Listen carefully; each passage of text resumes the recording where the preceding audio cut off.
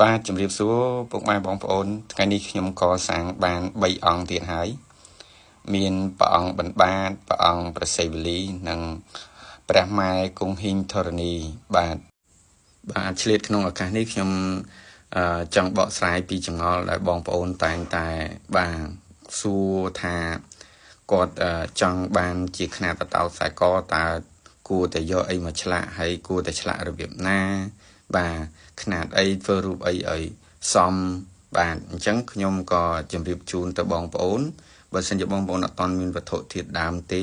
គួរតែជ្រើសរើសយកឈើ4មុខបាទ4ប្រភេទហ្នឹងគឺមានក្លឹម7ឈើខ្មៅក្លឹមរះព្រឹងឈើកញ្ញូងដូចជារូបភាពនៅក្នុងវីដេអូនេះដែលខ្ញុំកំពុងតែសាងអញ្ចឹងបាទជាប្រភេទឈើកញ្ញូងហើយមួយវិញទៀតដែលបងប្អូនបាទដែលគាត់តែងតែសួរបញ្ជាក់ថាតើឈើអីបកែសាងឈើអីបកែបាទតាមពិតទៅតាឈើកញ្ញូងនេះក៏បកែដែរក៏មិនខុសពីឈើដទៃទៀតដែរសម្រាប់បងប្អូនគាត់អត់ទាន់មានខ្នាតបតោខ្សែកសោះយើងគួរតែសាង3តួអង្គបាទតួអង្គព្រះឈ្នះមាតួអង្គព្រះបណ្បាទព្រះសីវលីបាទនេះជាការជូនយោបល់តែសម្រាប់បងប្អូនជាស្ត្រីវិញគួរតែសាង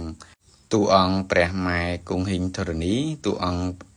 ព្រះម៉ែនាគតួអង្គព្រះម៉ែលក្ស្មីតួអង្គព្រះអង្គជេកព្រះអង្គចោមបាទអញ្ចឹងនេះជាយោបល់ខ្ញុំសម្រាប់បងប្អូនដែលគាត់អត់ទាន់បានយល់ដឹងបាទផ្នែកដែលកសាងជាខ្នាតបតោកបាទសម្រាប់ខ្នាតវិញ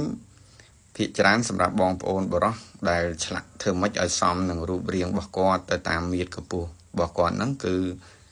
សម្រាប់ខ្នាតគឺមានខ្នាត4ហ៊ុន4ហ៊ុនកន្លះ5ហ៊ុនរហូតដល់7ហ៊ុនសម្រាប់បងជាបរោះ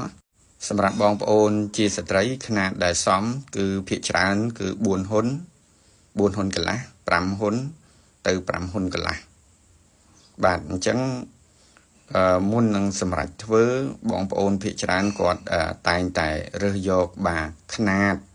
បាទឲ្យបានត្រឹមត្រូវតាមក្បួនតាមខ្នាតហើយនឹងទី2ហ្នឹងឲ្យសមនឹងរូបរាងរបស់គាត់បាទសមនឹងមាត្ររបស់គាត់